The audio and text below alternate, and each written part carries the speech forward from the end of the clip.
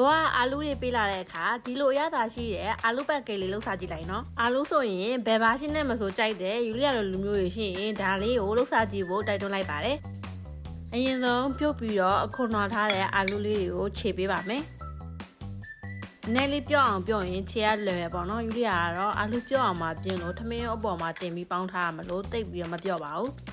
အာလူအကြီး3လုံးခြေထားရတဲ့မှာကျုပ်တစ်လုံးယူရီယာမဲ့အကျော်မုံ2စွန်းနဲ့အရသာလေးတွေထည့်ပါမယ်ယူရီယာကတော့ဒါရှိမုံနဲ့စားလေးရယ်ပြီးတော့ငွေကောင်းမုံလေးရယ်ထည့်ထားပါတယ်အောင်မစ္စည်းအားလုံးကိုတမအောင်မှွေပေးပါမယ်နော်တကယ်တော့ဒီတိုင်းလို့ပြအာလူကတ်တလေလေးလည်းလှုပ်စားလို့ရရပေါ့နော်ယူရီယာကတော့အိမ်မှာ sandwich set လေးရှိရတဲ့အဲ့ထက်မှာလှုပ်စားကြည့်မလို့ပါအရင်ဆုံးစီလေးတုပ်ပါမယ်နော်စီလေးပူလာပြီဆိုရင်တော့ကြိတ်ထားတဲ့အာလူလေးတွေထည့်ပါမယ်အာလူလေးတွေကိုဒီပုံစံဝက်ထဲမှာတစ်ခုအပြည့်ထည့်ပါမယ်နော်3မိနစ်ပြည့်ရင်တော့သူ့ကိုတစ်ဖက်လှန်ပေးပါမယ်နှမ်းလိုက်တဲ့အခါမှာတစ်ဖက်ကဒီလိုမျိုးအယောင်လေးနည်းနည်းပြောင်းနေပါပြီ